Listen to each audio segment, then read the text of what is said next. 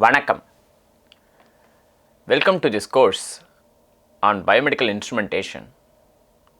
So far we have been looking at direct blood pressure measurements approaches. Within that we looked at least two variations, the catheter tip and the fluid filled catheter. From this video we take a slightly different direction, because in this video and perhaps in the next one we will evaluate indirect methods for measuring blood pressure. Direct means the site of measurement is the intended site of measurement, that is where you want to measure, there you are measuring, that is direct. Indirect method means you are interested in measuring the blood pressure, but you are inferring blood pressure through its physiological outcomes, vibrations, oscillations, sounds and so on and so forth. So, in this video we introduce the notion of indirect method for measuring blood pressure and the auscultation method in particular.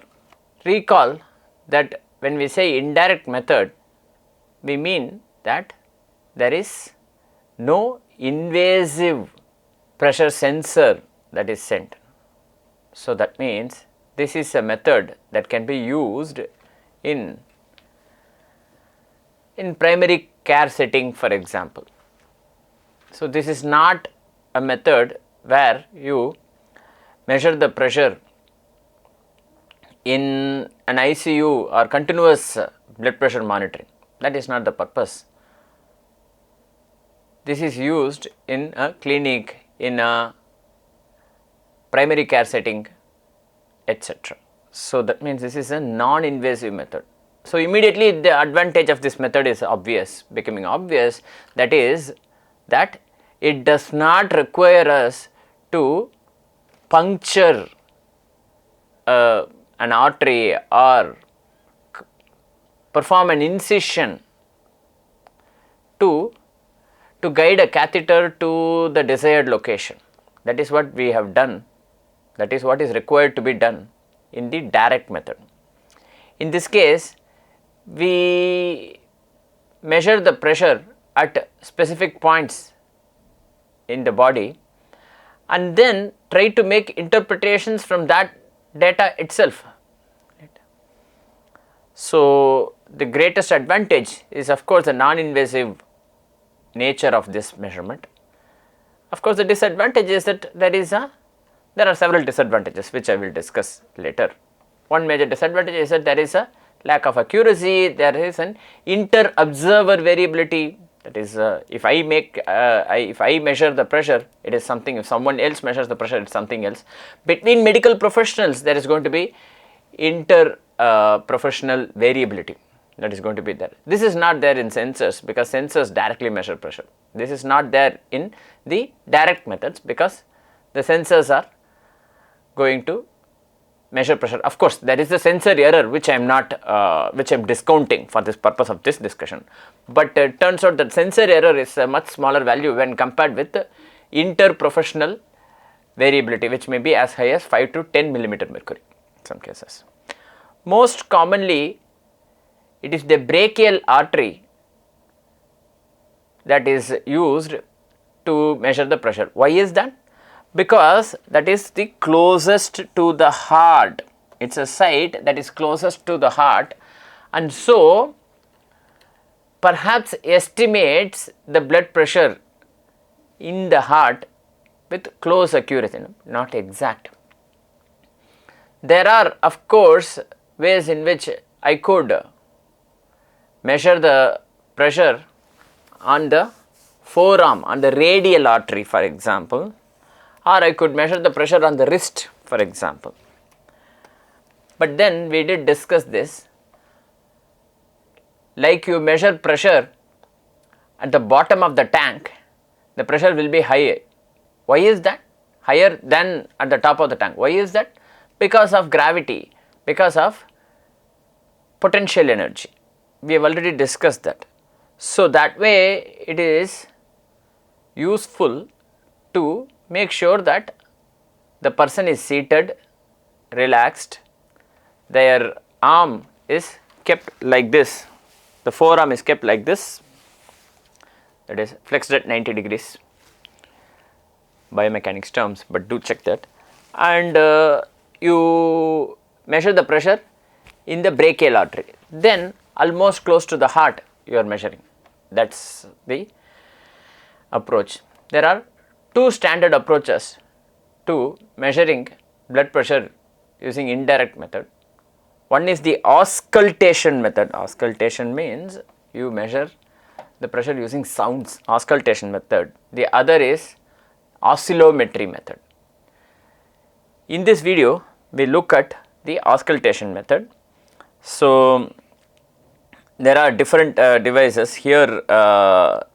This device uses an ultrasound system to amplify the sound of arterial blood flow, but there are other systems that do not use such automated this, but rather requires the use of an analog or a digital stethoscope, for example.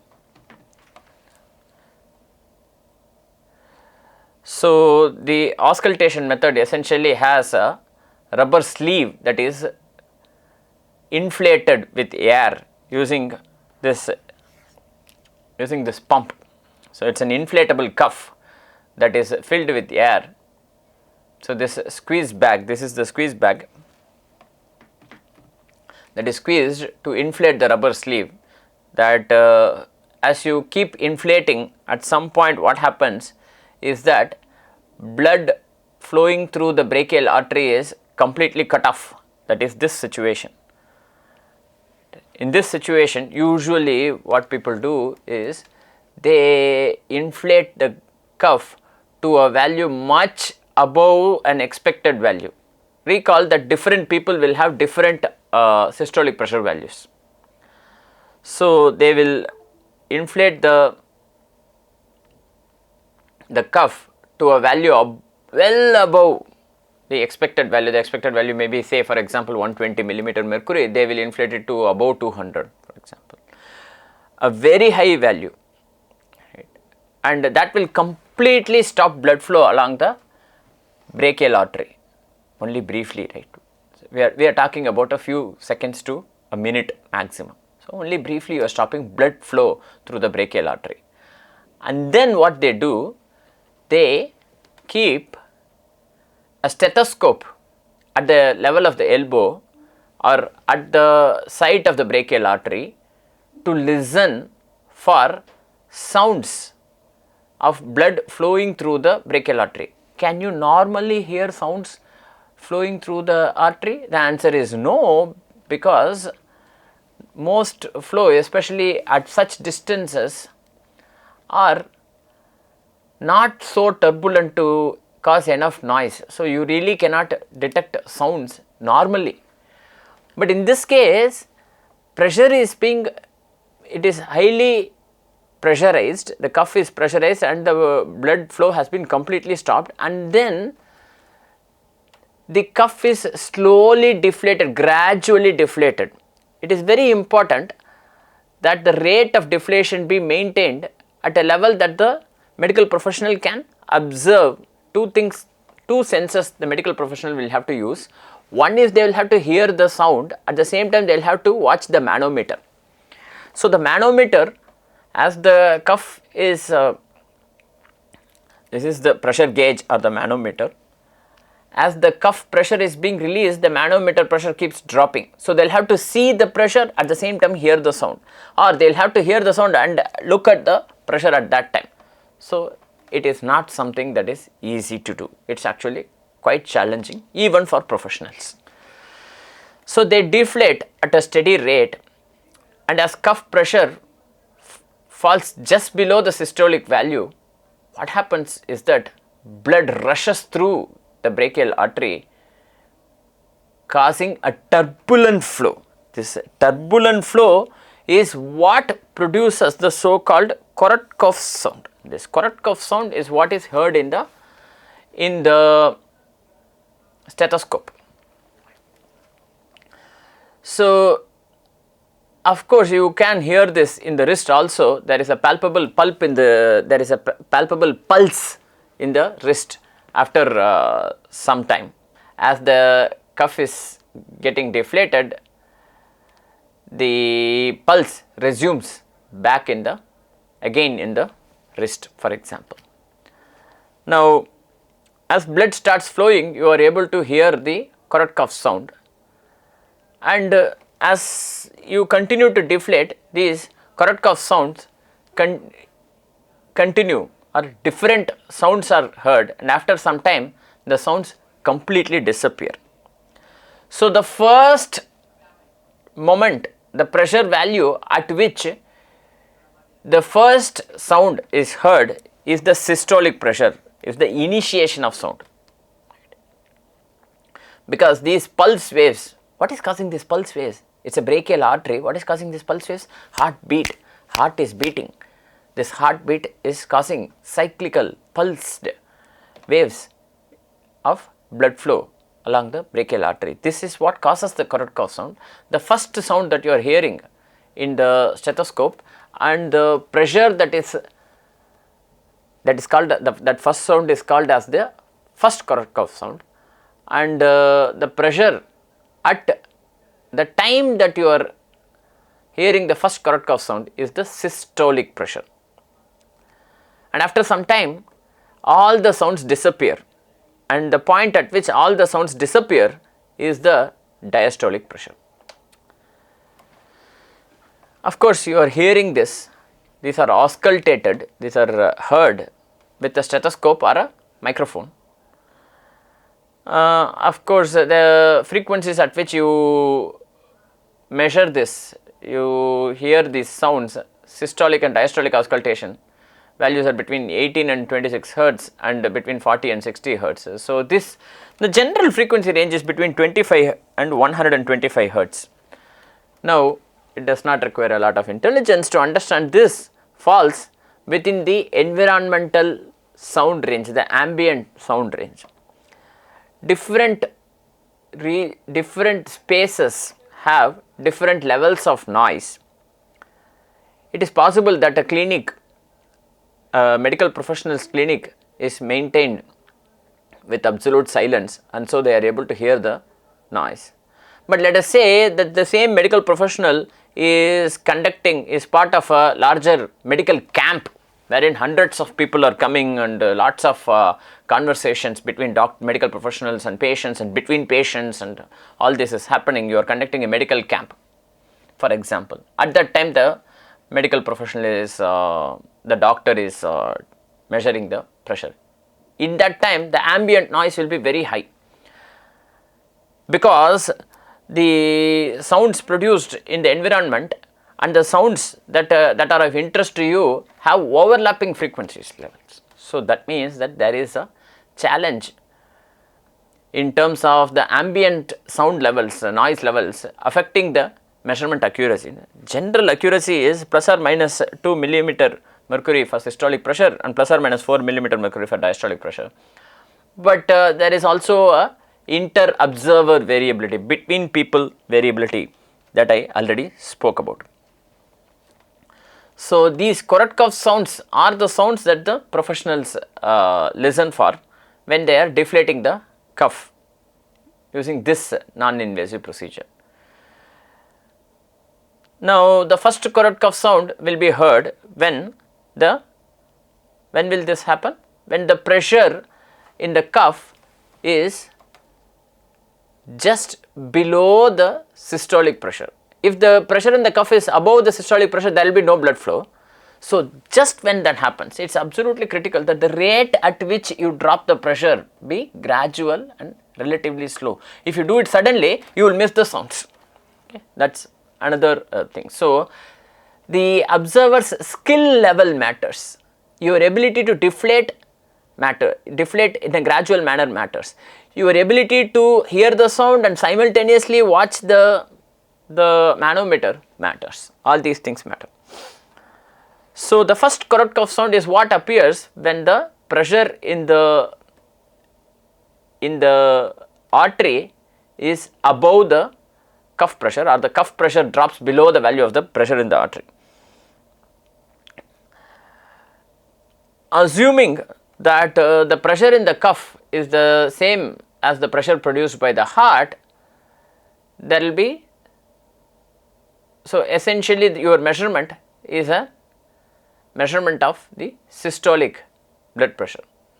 So, when the pressure in the artery increases during systole, you will be able to hear this pressure, this sound that is indicative of that pressure, and you will have to simultaneously. So, that is the sound that is first being observed. In a healthy person, this is 120 millimeter mercury, but this might vary between people depending on whether the person is having hypertension or the, even in a healthy person, if the person is a little stressed, the blood pressure level is expected to be elevated. So, that is something that you need to keep in mind. And then there are several sounds that come, second, third, fourth Korotkov sound. After some time, the sounds completely disappear. Now, a different challenge is, how do you even determine that the sounds have disappeared? Well, because there is indeed a gap between these sounds. Does it mean that the sounds have disappeared here? The answer is no, the sounds have disappeared here. That means you need to wait for the last sound and for some more time, for a longer time after the last sound, and then measure the pressure, and then you need to estimate what was the pressure just at this point, right, that point. That is, you are interested in measuring the pressure, estimating the pressure at that point, but by the time you realize the sounds have disappeared, you have already reached this point perhaps. By that time the pressure has dropped even further. So, it's one thing to listen for sounds. How do you listen for silence? That is the other question. So, there are multiple challenges with this approach. So, there is going to be quite a bit of inter-observer variability. Not just that, there is also going to be skill level that is going to influence this. Despite all this method and the blood pressure measurement taken using this method continues to be one of the critical vital sign that is used to measure pressure and make medical decisions. Korotkov actually described multiple Korotkov sound. The first sound is the snapping sound.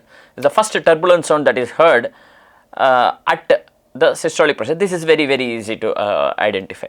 The second sounds are murmurs, right, between the systolic and diastolic pressure. Then there is a loud tapping sound, and then there is a fourth sound that is just 10 millimeter mercury above the value of diastolic pressure, which is called as thumping or muting sound. I will request the TAs to download these sounds from online and try to share with you a link that gives you these sounds, so you can actually visualize, you can actually hear, not visualize, you can actually hear and then understand what these sounds mean. The fifth Korotkov sound, this is actually not a sound, it is essentially silence. Between sounds you have silence, right? So, that is noise, that is silence, that is sound, that is silence. How do you know that this is not the diastolic pressure, or this is the silence after all Korotkov sounds? You need to listen for all these sounds, 1, 2, 3, 4, and then you have silence. The fifth sound is not actually sound, but rather silence as the cuff pressure drops below the diastolic blood pressure. So far there is no discussion of second and third Korotkov sound and their medical or clinical significance. It is the fourth sound after which you are waiting for silence. It is absolutely critical. Another critical another critical aspect of blood pressure measurement using this method is the size of the bladder or the rubber sleeve that you use. It should be about 40% of mid-arm circumference, and the length should be 80% of the mid-arm circumference. So, sizing is absolutely critical. Let us say that you are working with a small person, say for example children or infants, or a relatively obese person. Different people require different amounts of pressure, different sizes of cuff. So, proper sizing is absolutely important to completely compress the brachial artery and cause blood to stop flowing. So, you can actually listen to the correct cough sound. Another critical aspect is you deflate at the rate of 2 millimeter mercury per second. If you do it faster, then you will find it difficult to identify the phase of the blood pressure properly. So, again this is something that comes with experience. One is learning, the other is developing the skill. This is something that comes with experience, the rate at which you deflate and the sound, hearing the sound. And it is absolutely essential to align the rubber sleeve or the bladder over the brachial artery, right, just 2-3 centimeters above the antecubital fossa. What is that? Check that out. It's an anatomical landmark. Patient posture is important. The arm must be supported at the heart level, seated with back and the arm supported. So, this part of the arm must be supported. Right. And of course, you need to check the device for calibration, the manometer again for calibration, and ensure that the pressure measurements are relatively accurate. Yes. What are the advantages? It is a non-invasive method, it is a simple method, does not require an incision or a puncturing of the body, does not require much equipment. What are the disadvantages? Well, it cannot be used in a noisy environment. I already mentioned the example of a medical camp, and the observations vary between observer and another observer.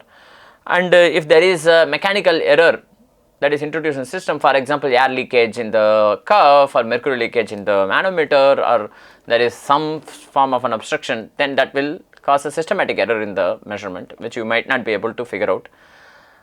It is not accurate for infants and people with hypotension, not hypertension. Infants, babies, because the baby's arm is going to be hardly that much, hardly that much in diameter. So much size. Such a small arm, you will not be able to inflate and stop the blood flow. So, there are other methods that you will have to use for infants or neonates, for example. With this, we come to the end of this video. Before we move on, just one more thing. Another thing is the use of blood pressure measurement system in the hospital whereas in the home setting. It turns out that as soon as you enter the hospital, your blood pressure slightly elevates. Depending on whether the phone is in your room or in another room, your blood pressure varies. These are facts. These are research supported facts. Do check this. So, that means there is no such thing as a normal or a healthy blood pressure. So, if you go to the hospital, your blood pressure is already elevated. This is called as white